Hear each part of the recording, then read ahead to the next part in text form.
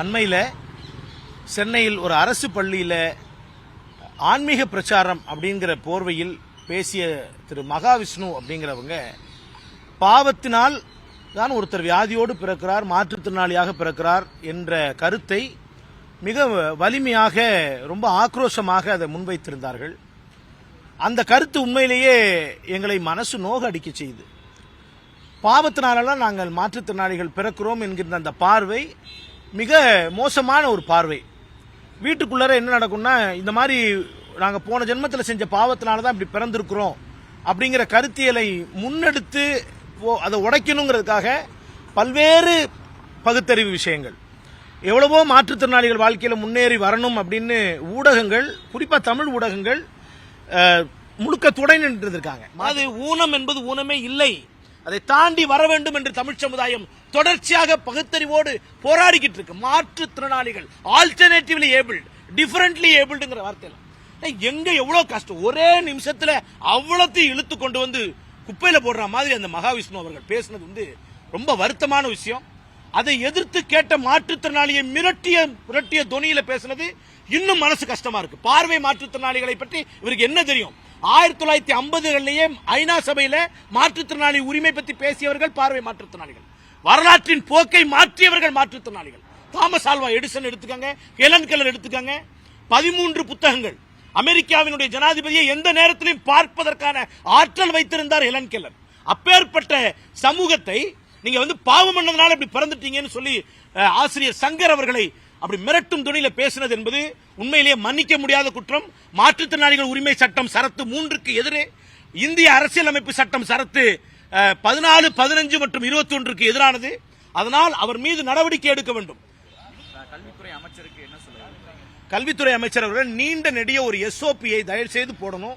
இது மாதிரி மாற்றுத்திறனாளிகளை கொச்சைப்படுத்துகின்ற விஷயங்கள் மட்டுமல்ல, அது ஒரு பகுத்தறிவுக்கு ஒவ்வாது, அறிவியலுக்கு ஒவ்வாது.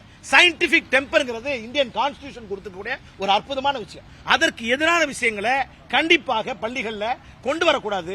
அது யார் எப்படி வரணும், யாரை கூப்பிடணுங்கிற வழிகாட்டுதல்கள், அவர் யாரு, அவர் பின்புலம் என்ன, அவர் வைத்திருக்கிற அரசியல் என்ன, அதுக்கு கருத்து ஏற்புடையதானா, அது பிற்போக்குவாதமா முற்போக்குவாதமா, அது அறிவியல் சார்ந்ததா? இப்ப ஐஐடியில நிறைய மாற்றுத்திறனாளிகளுக்காக நிறைய கண்டுபிடிக்கிறாங்க. ஒரு ஜொமேட்டோல பாத்தீங்க, ஒரு வீல் சேர்ல அப்ப அந்த மாதிரி கண்டுபிடிப்புகள் எல்லாம் நம்ம வாழ்த்துறோம், வரவேற்கிறோம். சயின்ஸ் ஃபார் தி சொசைட்டின்னு சொல்லி கொண்டு வரதை வாழ்த்துறோம், வணங்குறோம். அதை கொண்டு வாங்க. இந்த மாதிரியான பிற்போக்குவாதங்களை பள்ளி கல்லூரி, ஏன்னா பிள்ளைகள் சார், அவங்க கிட்ட நாங்க நிக்கிறோம்ல சார் பின்னாடி. அந்த பிள்ளைகள் நாளைக்கு நீ பாவம் பண்ணுவேன் அப்படின்னு பார்க்கும்போது அந்த கண்ணோட்டம் தப்பு இல்ல சார். ஸ்காட் ஹாமில்டன் ரொம்ப அற்புதமா சொல்றாரு, உலகத்தின் ஒரே ஊனம் தவறான மனப்பான்மை சார்.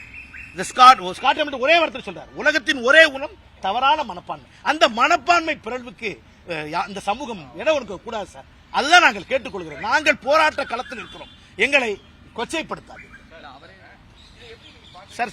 சார் தவறு என்றால் 8 நாளுக்கு முன்னாடியே இது வந்திருக்கணும், இது வரவில்லை, அது தவறுதான். தவறை நம்ம நியாயப்படுத்த முடியாது. இந்த வார்த்தை அங்க பேசப்பட்ட பொழுது எனக்கு என்ன வருத்தம் தெரியுமா சார்? சக ஆசிரியர்கள், நீங்க படிச்சவங்க, சக ஆசிரியர்கள் என்ன பண்ணிருக்கணும்? நீங்க இது பேசுறது தப்பு. அவர் ஒரு மாற்றுத்திறனாளி, அவரை ஆசுவாசப்படுத்திருக்கீங்களே தவிர பேசிய கருத்துக்கு யாருமே என்ன பண்ணல, உடன் அவர் பேசுறது தப்புன்னு நீங்க யாருமே ஒரு வார்த்தை கேட்கல. அப்ப என்ன சார் கல்வி? அவர் எல்லாரும் ஈக்குவல், ஆளார் எங்களுக்கு பேசாதீங்கன்றதை அவர் மொழியில சொல்லி, அவர் அரசியல் படுத்தப்பட்ட தோழர்னு தெரியாது. அவர் தனக்கு என்ன சரின்னு பட்டதோ, நான் சொன்னேன், இஸ் ஒரிஜினல். அவர் எழுந்திருச்சு அவர் மனசுல என்ன காயப்பட்டதோ அதை எடுத்து கேட்டிருக்காரு. இன்ஃபேக்ட் சொல்ல போனா அவர் தான் பார்வை உள்ளவர். சைட் இஸ் நாட் விஷன்ங்க, பார்க்கிற பார்வை. Sight is not vision. Vision என்பது தொலைநோக்கு பார்வை இருக்கக்கூடிய ஆட்கள். அப்படிப்பட்ட ஒரு தொலைநோக்கு இருக்கு. அப்படி ஒரு வாத்தியார், நான் என்ன சொல்றேன் சார், மத்ததெல்லாம் விட்டுருவோம். ஒரு ஆசிரியர் எல்லாரும் முன்னாடி ஒரு மனுஷனுடைய ஈகோ பாதிக்கப்பட்டதுன்னு சொல்றாரு சார். சார் நமக்கே அப்படியான சார், நமக்கு ஒரு பிரச்சனை, நமக்கு 4 பேர் சப்போர்ட் வரணும்ல சார், கூட வேலை பார்க்கறவங்க. அது பண்ணலன்னா அது வருத்தம் தான் சார். அது தவறு என்பது நாங்கள் சக ஆசிரியர்கள் செய்தது வரலாறு அவர்களை பார்த்துக்கொள்ளும். கல்வித்துறை அங்க பணிபுரிந்த தலைமை ஆசிரியர் எல்லா ஆசிரியர்கள் இடமாற்றம் கூட நடவடிக்கைகளை மேற்கொண்டிருக்காங்க. இந்த நடவடிக்கை என்பது சரியான போதுமானதா நினைக்கிறீங்களா சார்? இது போதுமானதாக நாங்க எங்களுக்கு என்ன வேண்டியது, தொலைதூரமாக இந்த மாதிரி இப்படி கொச்சைப்படுத்தக்கூடிய விஷயங்கள் இன்னொரு முறை நடக்கக்கூடாதுங்கிறதுக்கான வழிகாட்டுதல்கள் உடனடியாக தமிழ்நாடு அரசு கிட்ட உடனே வரணும். இது ஒரு சம்பவமாக 2 நாள் கழிச்சு இந்த சம்பவம் மறந்து போயிடும். அப்படி இருக்கக்கூடாது. தமிழ்நாடு அரசினுடைய பள்ளி கல்வித்துறை நிறைய நல்ல விஷயம் செஞ்சாங்க. நான் என்ன சொல்றேன், இந்த பால் டிசம்பர் 3ஆம் தேதி பால் பாக்கெட்ல மாற்றுத்திறனாளி வாழ்த்துக்கள் சொன்னாங்க. அதை நம்ம வரவேற்கணும். அந்த மாதிரி நல்ல விஷயங்களை மக்கள்கிட்ட கொண்டு போய் சேர்க்கணும். அதற்கான முக்கியமான முயற்சிகளை மாற்றுத்திறனாளிகள் நலத்துறை இந்த விஷயத்துல தலையிடும். மாற்றுத்திறனாளிகள் ஆணையரகம்னு ஒன்று இருக்கு. அவங்க இதை சுவமோட்டோ கேஸா எடுத்து வழக்கு பதிவு பண்ணி சம்மன் பண்ணி கேட்கணும். அந்த வேலையை தமிழ்நாடு அரசு செய்யணும்னு நான் எதிர்பார்க்கிறேன்.